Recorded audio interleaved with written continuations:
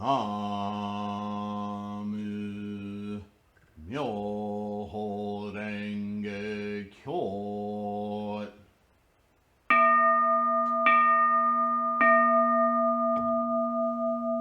나무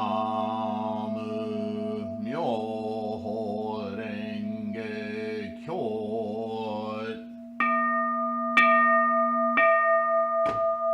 나무 묘호랭개교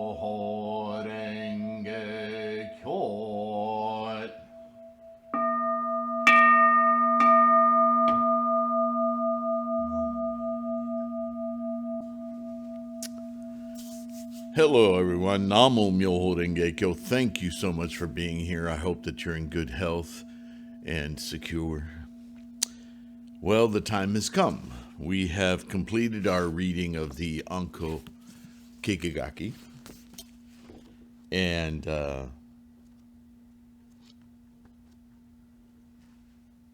our discussion of Nichiren's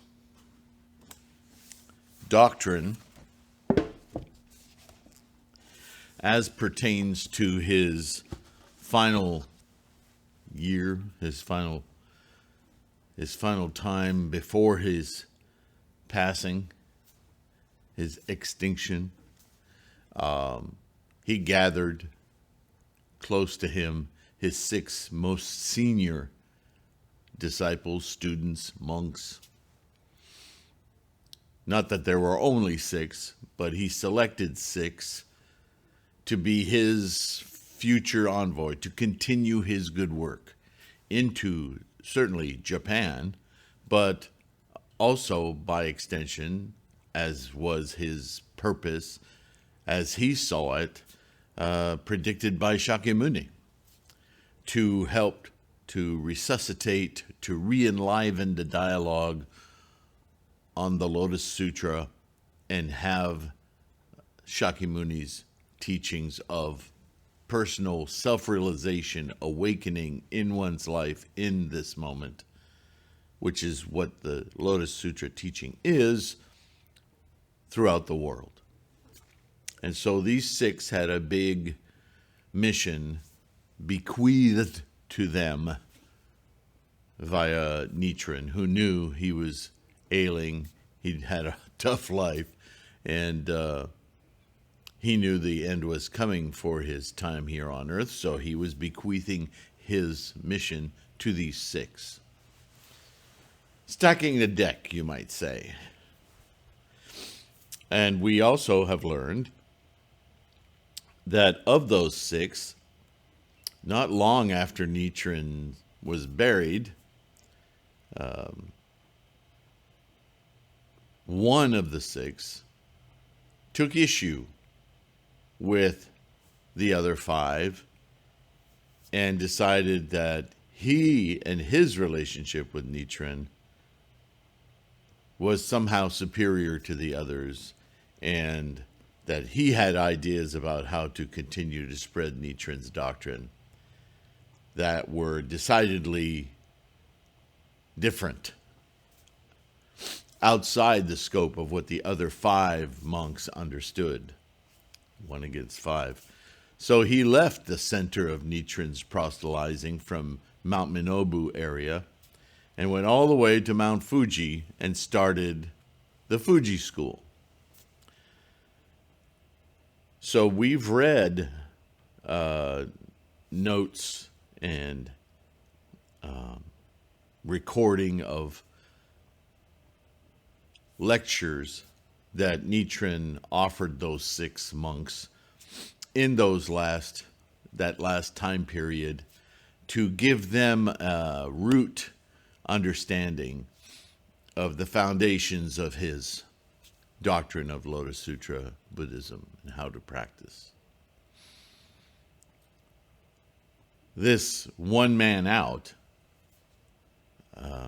evidently had his own ideas of what those notes meant and what they, the way that he was going to promote those thoughts. And he also wrote and took notes of those lectures. So what we have now today, just full disclosure, is two competing documents that may mirror one another in many respects, and yet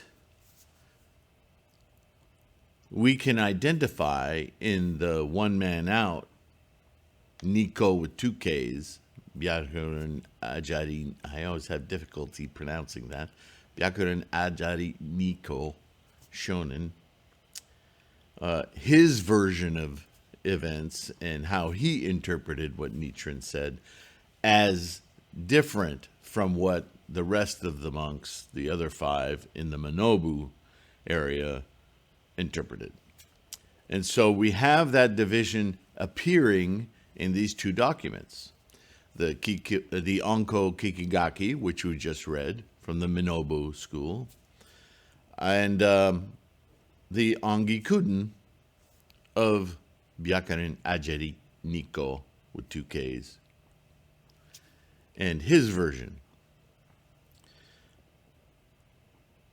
Additionally, academically, scholarship shows that either of these two documents haven't shown up until a couple hundred years after Nichiren's passing. They didn't just appear out of thin air. What I mean to say is, you know, the collection of Nichiren's writings, which went all over Japan, some to the government, some to many other studious monks, some to lay monks, lay followers who were leaders of groups in their area, and others just personal notes to certain individuals. All of those over the hundreds of years since Nichiren's passing, 13th century, have slowly been collected, and those that were still in existence were added to what we would call the canon of Nichiren's Gosho, right? Nichiren's writings. In that respect, certain temples, certain sectarian divisions, certainly we've identified one, Minobu versus Fuji, right, have collected those writings, and some have been made available as an academic record to the various sects, and some have been kept to themselves, right? But certainly if you claim those texts, the spread of those texts existing, the spread of the knowledge of them anyway will spread. So what we end up with today are a couple of varied collections of what are academically treated as, yeah, we have original writings or original copies of writings. We can trace a direct route to this was penned by Nichiren. And then there's a bunch of others that we can say they are in the voice of Nichiren. They certainly sound like Nichiren, but we can't quite, the trail is kind of severed so that we can't definitively say Nichiren wrote this. Hell, we don't even know if he dictated it to a messenger or another monk, and that monk wrote it down, and in that way it's still the words of Nichiren, but we're not certain. And then there are some that are really suspect, that somebody put into the canon of Nichiren's doctrine, but just as we read it, we think, man, that just doesn't sound like Nichiren. It may encapsulate something Nichiren would say, but somebody else wrote this, maybe hundreds of years after Nichiren's passing, and inserted it into the canon as though Nichiren had written it. So that's the situation. That's what we're left with. We have writings that date back thousands of years, right? That this is the academic, scholarly, archaeological, right, research identify. In fact, it was only about 20 years ago these massive discoveries were made in Gadara, which no longer exists, but this particular region of northeast India, which is now divided up amongst Pakistan and Afghanistan and other Mediterranean nations. But it was quite a hotbed of transcription going on in those days of these oral teachings. And so there are many languages involved, some of which no longer exist. And these scribes,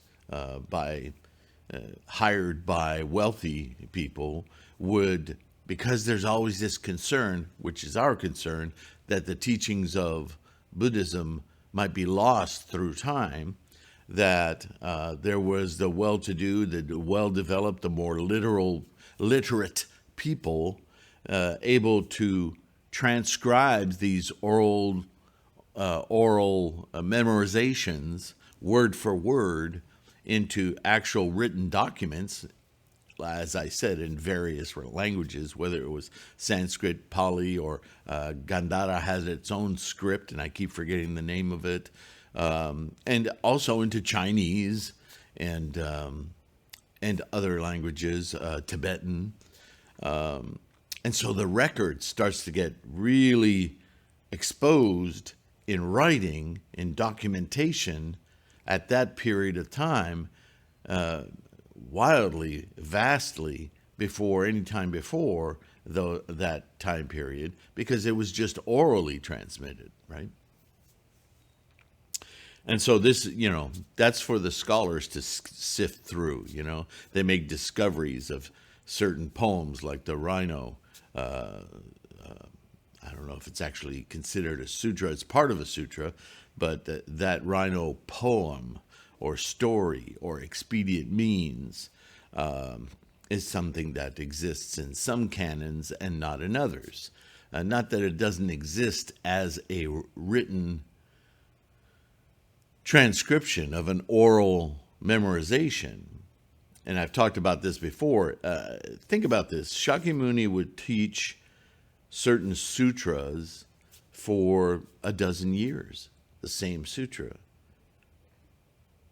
Doesn't it make sense that as he traveled throughout India, when he taught, when this was his main sermon, that he would accompany the sermon with stories and expedient means that were more directed to the people of that particular area, in stories that maybe they were more familiar with than the ones from a completely different territory? Again, I remind you, India is a land of extreme contrasts. We here in the United States, we say we speak English, and Americans get very uptight about English as they invented it.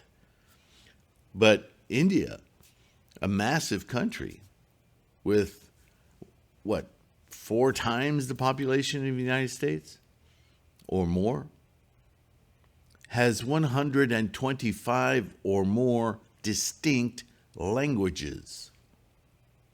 That's like if you leave South Virginia and you go to North Carolina, you two can't communicate because you have such different languages. Imagine that. And imagine almost 3,000 years ago, Shakyamuni traveling between these states with the same sermon, but having to communicate it in a more kind of universal language that language has its subtleties, right?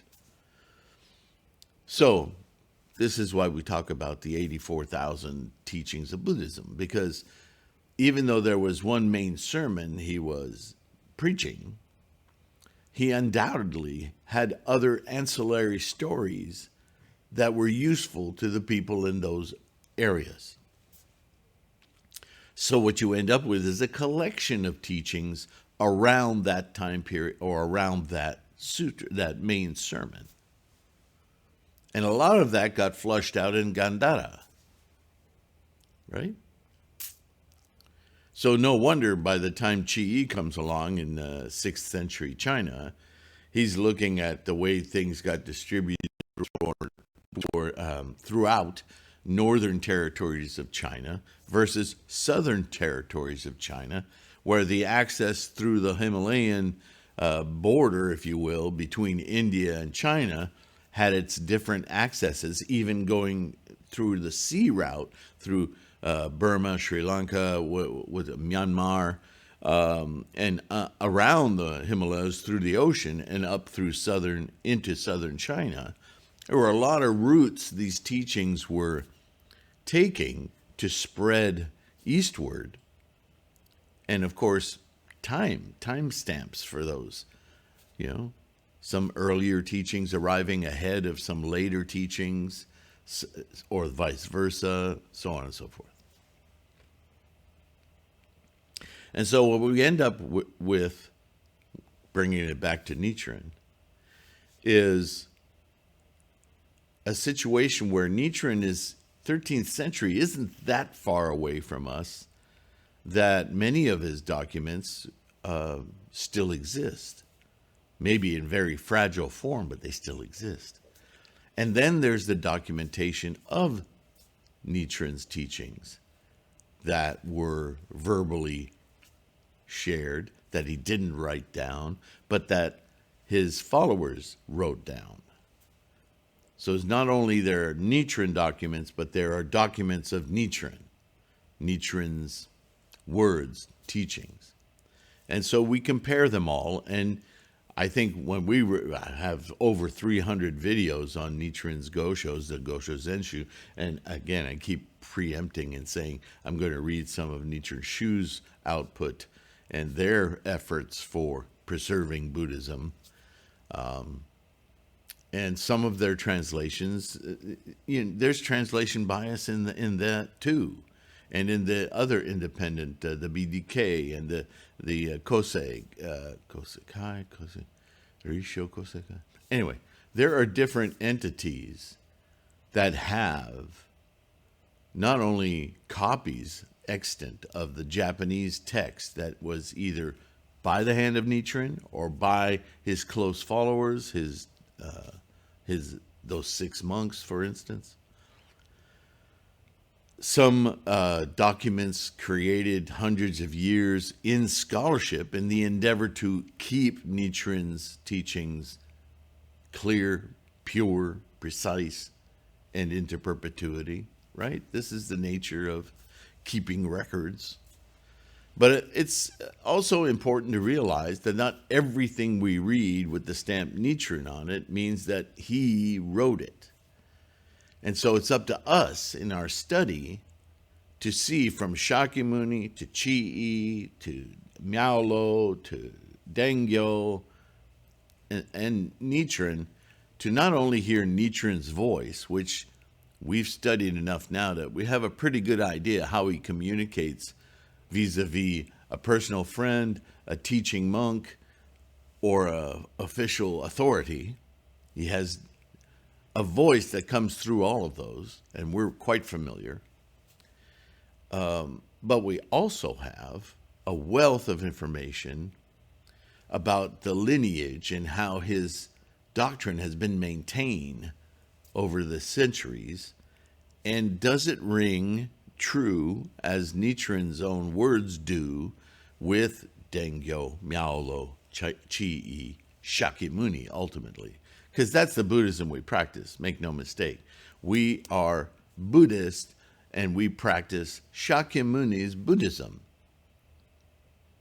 His most developed methodology for attaining Buddhahood is expressed in the Lotus Sutra.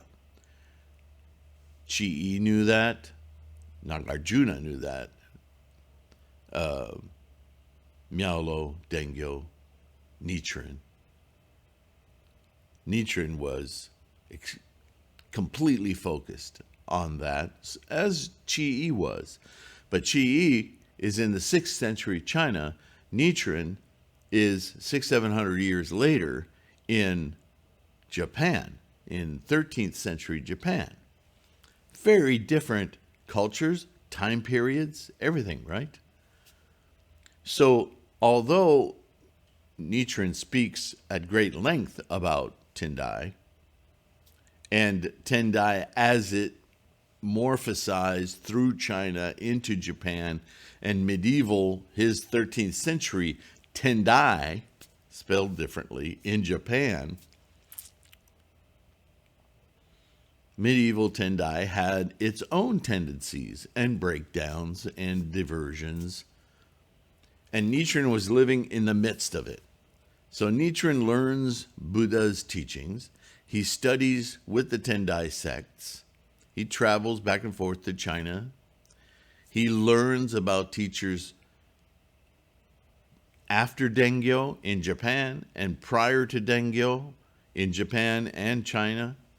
He sees how Tendai thought and practice was manipulated and changed. And in his own time, there are these great recognized teachers that are politically connected that say they're Tendai, but have actually moved away and distorted the same tenets that Tendai has had all the way back to Chi-I, and yet they're manipulated into far different forms. And this is rather insulting to Nichiren, right? So there's debates scholastically about how much Nichiren used Chi-I or Tendai, medieval Tendai teachings in his own perspective of Buddhism, his own doctrine. Did he just lift straight away stuff right out of Chi-I and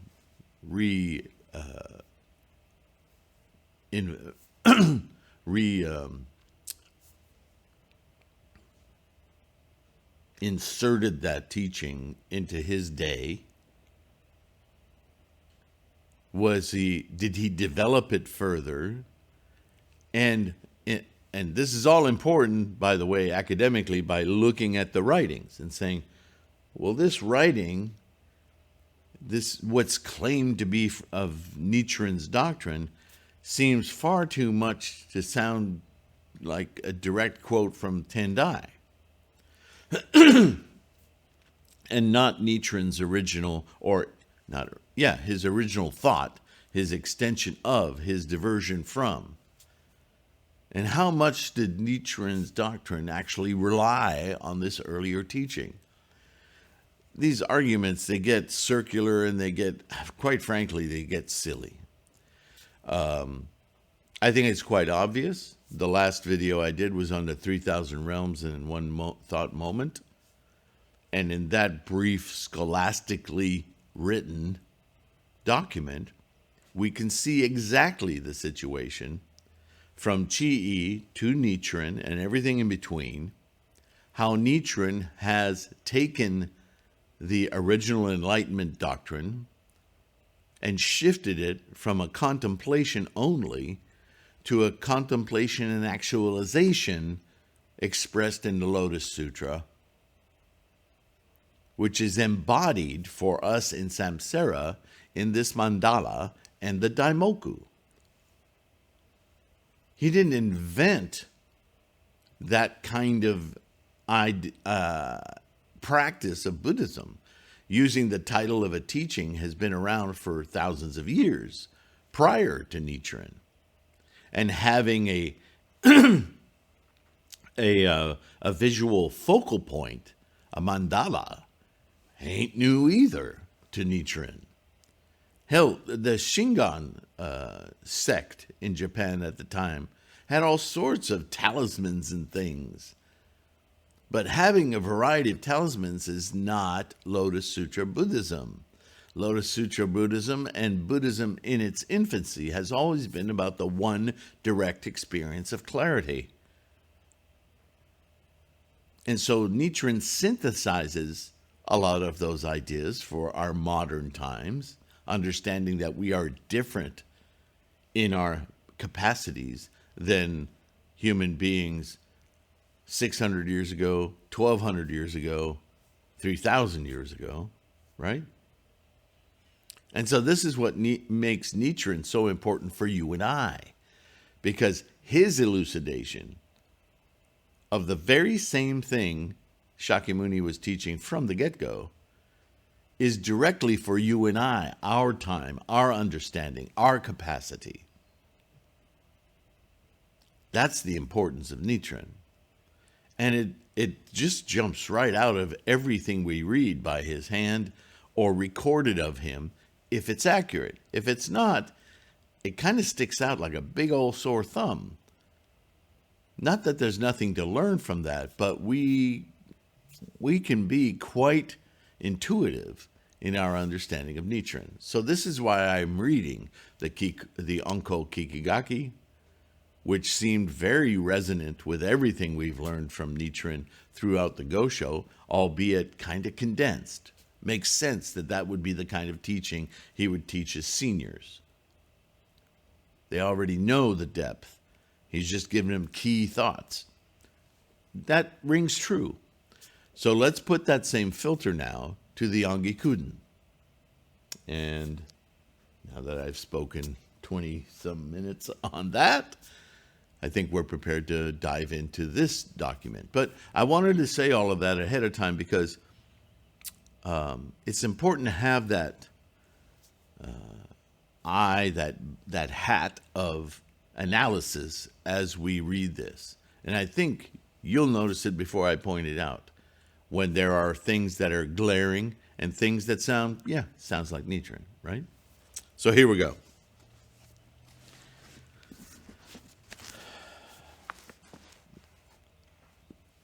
Ongi Kuden starts out, first quote, Namu Myoho Renge Kyo. This is Nichiren now talking about the Daimoku. The Ongi Kuden states, Namu derives from Sanskrit, and here in Japan it is called kimyo, to devote one's life. Okay. The objects of this devotion are the person and the Dharma. Now, I'm not going to go deeply into this because I've already railed on this in a couple of recent videos. But that jumps out like one of those thumbs. Over and over and over we've read from Shakyamuni, from Chi-E, from Nichiren. Right? Nichiren quotes this constantly. Follow the law. Do not follow the person. Buddhism is not a cult of personality.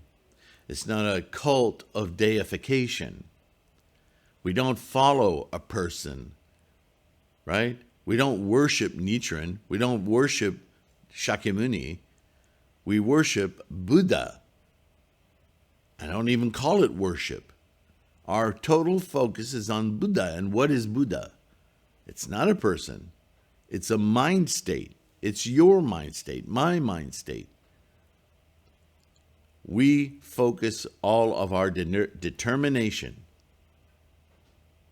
our resolve, our confidence on enlightening our own state of being, our mind. That's not worshiping. That's not praying. That's not deifying anything. We're not waiting to be bequeathed enlightenment. It's already in us. We're awakening it. We're actualizing it. So, devotion of a person? That's insanity right off the bat. And I'm sorry I did dive into it again. So let's move on. Devotion to the person means devoting one's life to Shakyamuni Buddha. Boy, that's a wild twist of words, isn't it? Devotion to the Dharma means devoting oneself to the Lotus Sutra. Okay, we can work with that. Moreover, devotion, ki, means to return to the principle of true suchness that is unchanging, fuhen shinyo nori, which is set forth in the trace teaching, Shakyamon, while life, myo, means to conform to the wisdom of true suchness that accords with conditions which is revealed in the origin teaching Honmon. Right, so this is identifying both sections of the Lotus Sutra. If you divide the Lotus Sutra into two sections, scholars divide it into three, a couple into four. So there's even debate about that. But you and I know when we do Gangyo, we recite the second chapter, which is where we discover that this is in fact the ultimate teaching, and that everything before it was preparatory, and everything after it supportive. The only thing after is the nirvana, and it supports the lotus. So the Lotus Sutra is the locus, the loci, the point, the immediate realization of perfect and complete enlightenment. So that's in the scope of the Lotus Sutra, the preparation for how do I do that, which is explicated in the lifespan of the Tathagata chapter, the second half of the Lotus Sutra. Then expounded upon as how to be a Dharma teacher, the merits of, and so on and so forth. But the 16th chapter of the 28th chapter Lotus Sutra is the Honmon portion, in the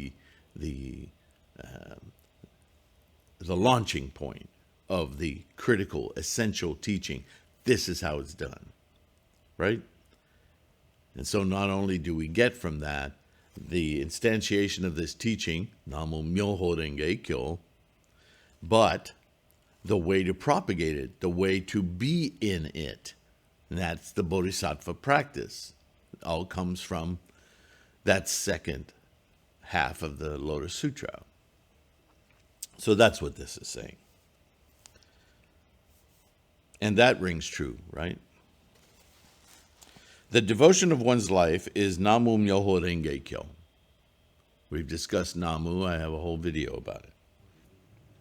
The commentary states, quote, according with conditions and yet unchanging quiescence and illumination in a single mind. Now, I like the wording of that. It's not something we've read as a translation of Nichiren's writings before, but I like the wording of quiescence and illumination in a single mind, because that indicates this state of energy that I've so much talked about as being equanimous and in and through everything, including ourselves. And that by its nature is illumination, right? And I'll pause here for just a moment, because you notice the voice this is written in? Have you picked up on that? When we read the Anko Kikigaki, it said, it was written in the form Nichiren said, or our teacher said, and then the rest of it is in the words of what we assume to be Nichiren. Whereas in this case, every statement is prefaced by the document said, which is almost like, so who wrote this? If you heard it directly from Nichiren, why are you referencing the document as though it was something outside of your purview? So this would question who wrote this. This would say maybe somebody, some devout monk, a couple hundred years after Nichiren passed away, sat down and read notes, maybe taken by Byakuren Ajeri Nikko Shonin, or notes by his teacher in his day and age, some 5th or 6th patriarch. And this guy was endeavoring to read those notes and documents and put them into one. It seems more assembled, is what I'm saying. Just saying, it's other than the one glaring error in following or worshiping a person, deification, which is heinous, doesn't belong in Buddhism. The rest of it, yeah, it's tracking. So let's keep going. Moreover, devotion indicates our bodies and life our mind. Yeah, I could see that. The non-duality of body and mind, Shiki Shinfunin, is called the single ultimate.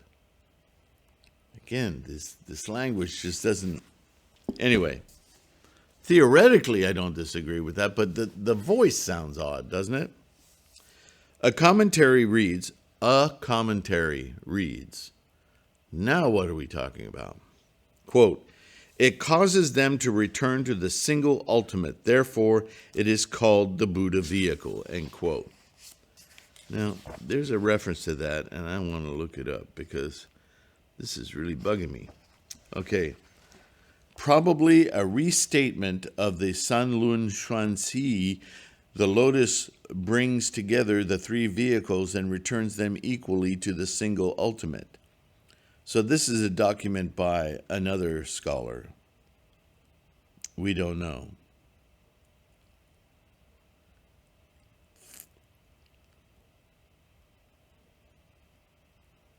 Yeah, there's all sorts of references as I'm reading some of the other footnotes, references to other documents. So as a document itself, the Ongi Kuden doesn't seem to be its own document. It seems to be a collection of other documents and some annotations on them. It's very different than our reading of the Onko Kikigaki, don't you think? So let's go on. It, the Ongi Kuden, further states Namu of Namu Myoho Renge Kyo derives from Sanskrit, while Myoho Renge Kyo comes from the Chinese language. Both Sanskrit and Chinese together form Namu Myoho Renge Kyo. All right, I would add to that the Chinese Myoho Renge Kyo origins is also kind of melded with some Japanese and actually the Sanskrit as well. They're not proper singular Chinese characters, but they derive from Chinese characters. In Sanskrit, one says Sadharma Pundarika Sutra. Here, one says Myoho Renge Kyo. Sad corresponds to Myo, Dharma to Ho, Pundarika to Renge, and Sutra to Kyo. Okay. These 9 characters are the Buddha essence of the 9 honored ones. That's something I've never heard Nichiren say. Nichiren constantly hammered home the 7 characters of Namu Myoho Renge Kyo or the 5 characters of Myoho Renge Kyo. This melding, I'm not sure what purpose this serves, but it doesn't sound like Nichiren. They represent the 9 realms of being, precisely the Buddha realm. Okay. Because there are 10 realms, 10 worlds, 10 realms. So he's taking the characters of the Sadhan Punarika Sutra to be corresponding to the 9 lower or 9 worlds versus the 1 world of Buddhahood. I don't know. He's working hard here. Myo represents the Dharma nature and Ho ignorance. That doesn't sound like Nichiren at all. Ignorance and the Dharma nature being one essence is called the wonderful Dharma. Okay, I can see what this is in reference to now, is that we are in this Saha world experiencing everything in its multifaceted natures, in truth being all derived from the same essential natures. We've talked about this, that this very world of samsaric identification and differences is in fact the Buddha.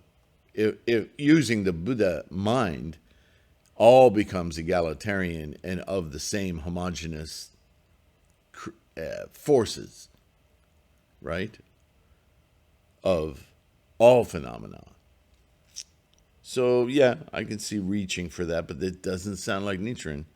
Renge represents cause and effect. Yep, we got that from Nichiren. And also cause and effect being a single essence. Okay. Kyo indicates the words and speech sounds, and voices of all sentient beings. Well, not literally. Kyo is the Dharma of everything. It's not just our words, speech, and sounds. It's an odd distinction. It falls within the description, but it seems to be limiting what Kyo is. But let's go on. The commentary states. Now, come on. The commentary states? Whose commentary? The voice does the Buddha's work. This is termed Kyo. Or Kyo can mean that which constantly abides throughout the 3 time periods. The Dharma realm is Myoho, and the Dharma realm is Renge. The Dharma realm is Kyo. Renge means the Buddha essence of the 9 honored ones of the 8-petal lotus. You should ponder this carefully. Oh, I'm pondering.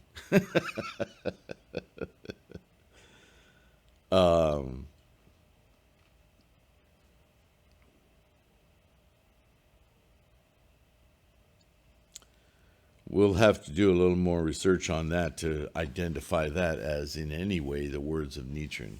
Never heard anything like it throughout all of the Gosho that we've gone through. So it's unique. It may not be technically wrong, but it certainly doesn't sound like Nichiren's voice. This must be some other commentary he's referring to. So, next portion. From 7 important matters of the introductory chapter. 2. Ajnata Kaudinya.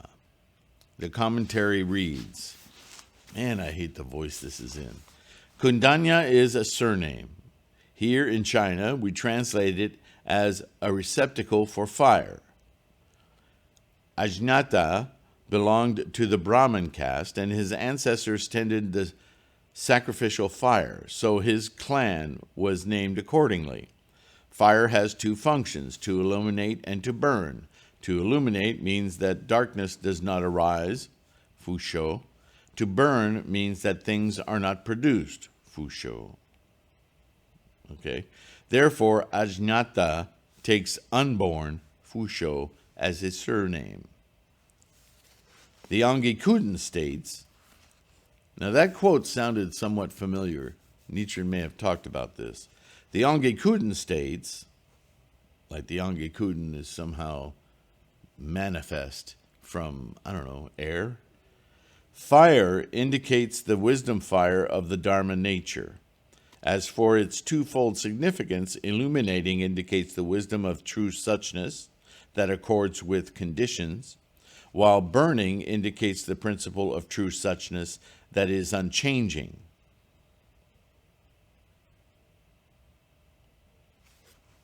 I would have read that the other way. The 2 words illuminating and burning further indicate the origin and trace teachings. That which is endowed with these 2 virtues of fire, illuminating and burning, is Namu Myoho Renge Kyo. Again, I follow that reasoning.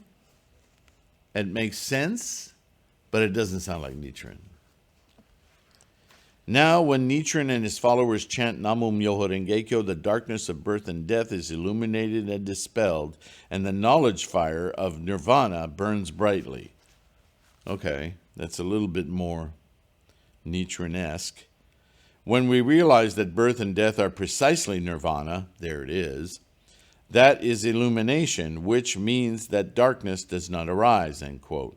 We burn the firewood of the worldly passions and behold the wisdom fire of enlightenment before our eyes.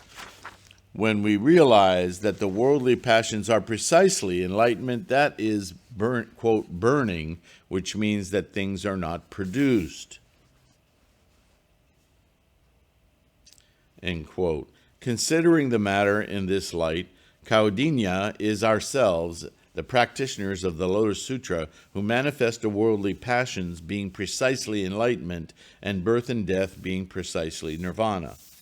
So there's a lot of very ring true statements that we've heard Nichiren say, right, in his Go shows.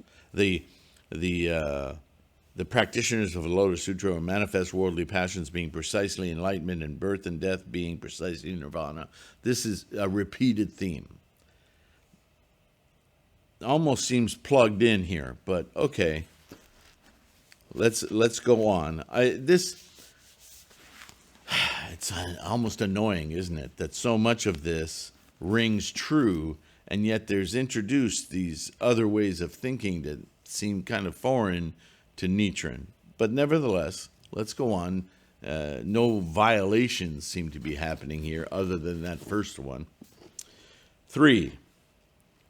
King Ajatasattu, I'm getting a little long. A little bit more and I'll stop. King Ajatasattu, quote unquote, Chuan, one of the Wen Chu, states King Ajatasattu was called enemy not yet born. It also states, quote, according to the Great Nirvana Sutra, Ajatasattu means enemy not yet born, end quote. It also states, quote, according to the Great Sutra, Ajata means unborn, and Satru, or Shatru, means enemy. The Ongi Kuden states, once again, reference to another document, not the one being written, all living beings in the country of Japan are King Ajatasattu. They have slain all Buddhas who are their father and killed the Lotus Sutra who is their mother. The Wuliang I Ching states, quote, the Buddhas are like the ruler of a country, and this sutra is like his consort. They unite to beget the Bodhisattva who is their child, end quote. Persons who slander the Dharma, though they may now be in their mother's womb, are nevertheless enemies of the Lotus Sutra. They are not enemies not yet born. In addition, Japan in the present age is filled with the 3 kinds of powerful enemies. Fix your mind on the phrase Shatru means enemy and ponder it. Nichiren and his followers avoid this grave sin if persons who slander the Dharma should take conviction in the Lotus Sutra and devote themselves to Shakyamuni.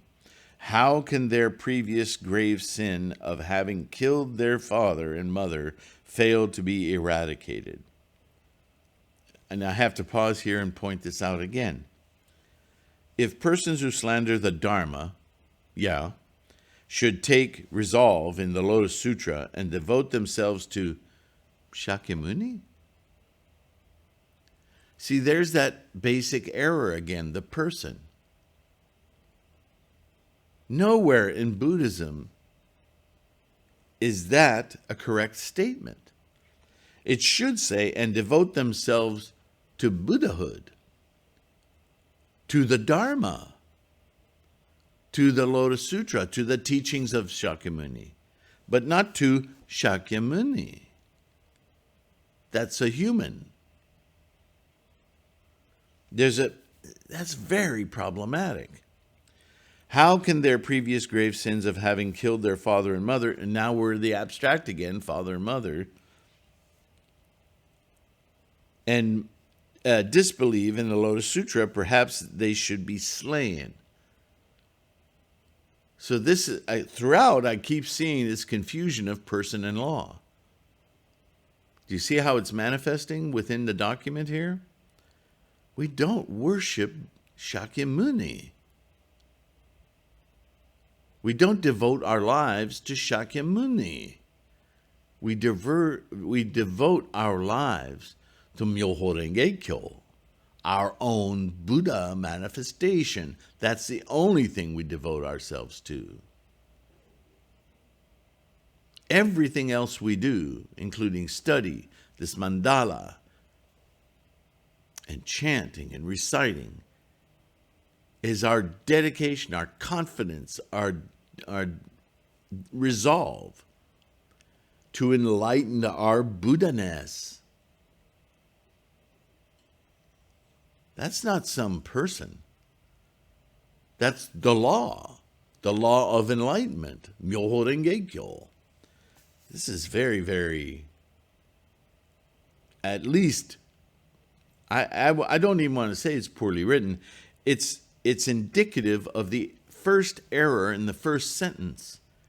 No, Namu doesn't mean we devote ourselves to Shakyamuni or Nichiren or Chi. We devote ourselves to only one thing, our own Buddhahood, and instantiating it, awakening it. This is very, very problematic. For we read that the mother who is attached is attachment to the provisional teachings, and the father who is the failure to clarify the relationship of skillful means and truth are to be killed. Well, you're one of them, pal. Thus, Chuan 2 of the Wen Chu states, because contemplation and understanding destroy the mother who is greedy attachment and the father who is ignorance, they are called disobedience. This is disobedience being precisely obedience. In commenting this wrongdoing, or in committing this wrongdoing, one arrives at the Buddha way.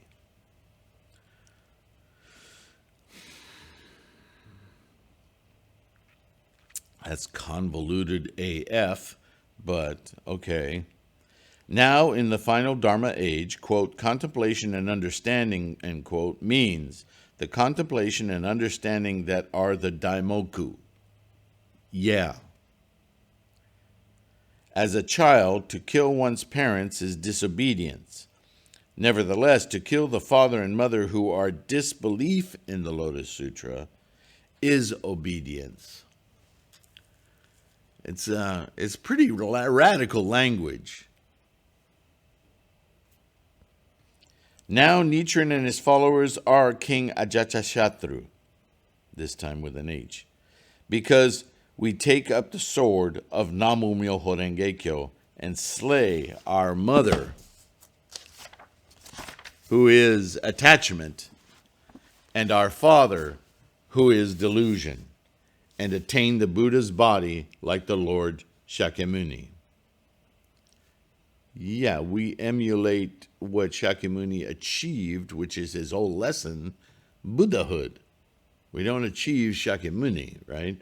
So that's not an incorrect statement, but it's quite muddy. When applied to the three kinds of powerful enemies explained in the forbearance chapter, greedy attachment, the mother corresponds to the first kind of enemy, who are lay persons, while ignorance, the father, corresponds to the second and the third kinds of enemies, who are monks.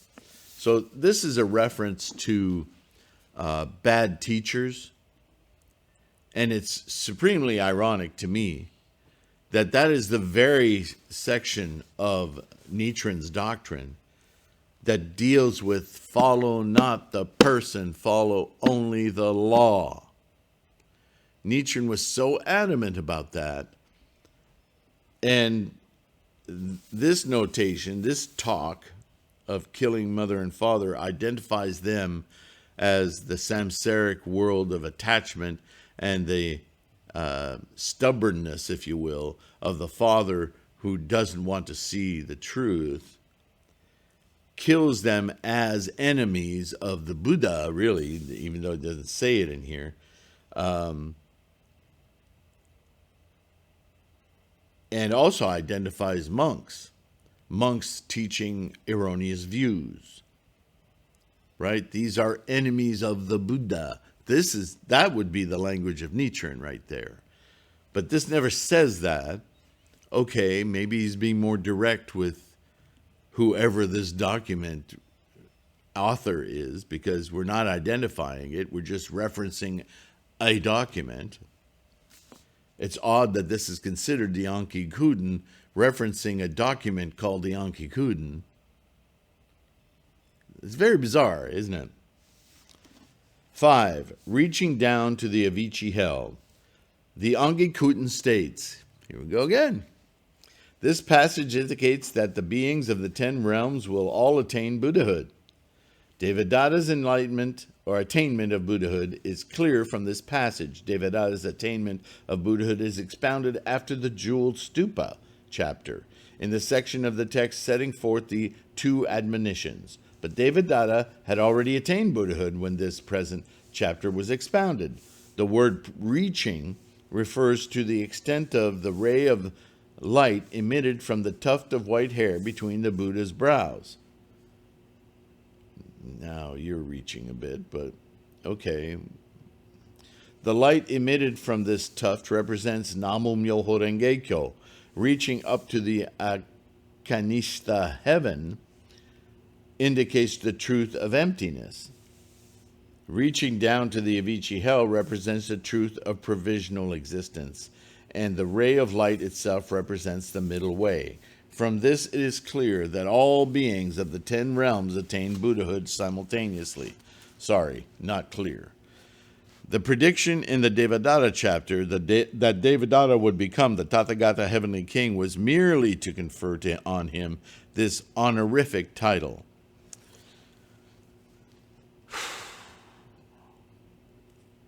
Well, we've all read the Devadatta chapter. And we certainly read Nichiren's discussion of the Devadatta chapter. Quite a lot.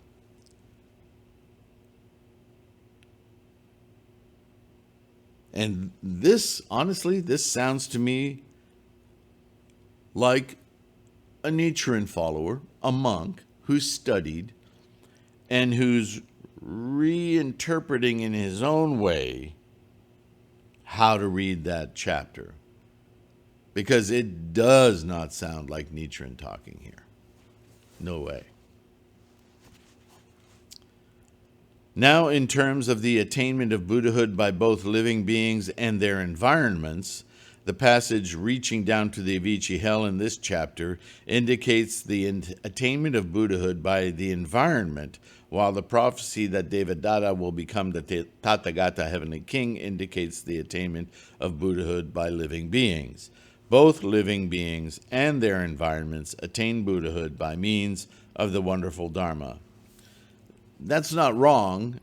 It's a little convoluted. It jumps around between self and environment, but doesn't really explain. Nichiren would have gone into that in far more detail. Now when Nichiren, and this is this constant refrain, now when Nichiren and his followers offer prayers for the deceased, prayers? Reciting the Lotus Sutra and chanting Namu Myoho Renge Kyo, the light of our Daimoku reaches down to the hell of incessant suffering and causes them to attain Buddhahood in this very body. Okay, I can make that work, but again, the words of the transfer of merit derive from this principle. Those who disbelieve in the Lotus Sutra must fall into the hell of incessant suffering, but when, with the light of the Daimoku, one offers prayers for them as a filial child and as a practitioner of the Lotus, then how could this principle not apply to them? Thus, I, Nichiren, infer from this passage, reaching down to the Avicii hell, that the Buddha emitted the ray of light to cause Devadatta to attain Buddhahood. Wow. I'm profoundly disturbed by the liberties this document is taking. You know, they say if you're going to expound a deviation, I don't want to say a lie, but a deviation from what has been taught, said, experienced, practiced, the best way to mislead somebody is to put 75% truth into what you're saying and then slide in your own, right? And I just can't help but feel that.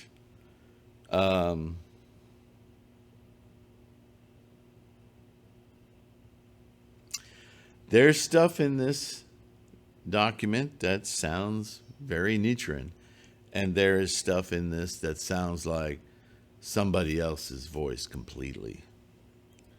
And again, the only real schism that I see so far, and it's creeping up in other paragraphs, is this insistence on deifying a person.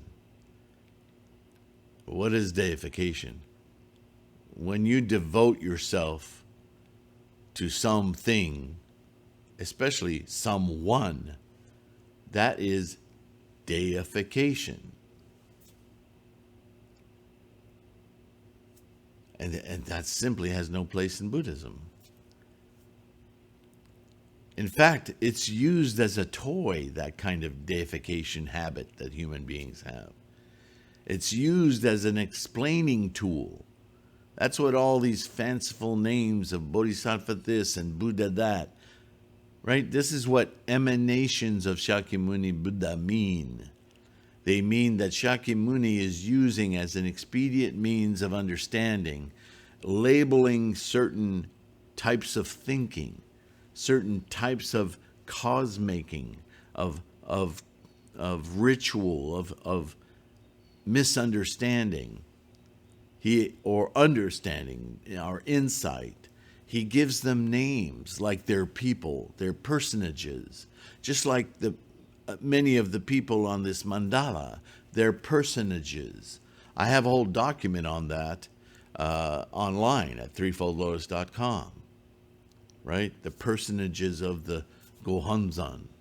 The Gohonzon being a mental process that you and I can awaken, enlighten, understand. Do I want to use colorful language like the tuft of the Buddha's forehead beams a light through your mind so you can understand this? I could, but do we need that kind of language? Is this the language that Nichiren would use? I've never seen it. So I'm very suspicious of this document. It no doubt is compiled by someone or someone's familiar with the Nichiren school of Lotus Sutra Buddhism, but there seems to be far more effort put into being clever and dipping into other aspects of Shakyamuni's teachings to make the points that Nichiren's already made, albeit colored by this constant personification. So let's see. We'll read more and we'll see where we end up. But just as a start, some of it rings true and some of it definitely does not.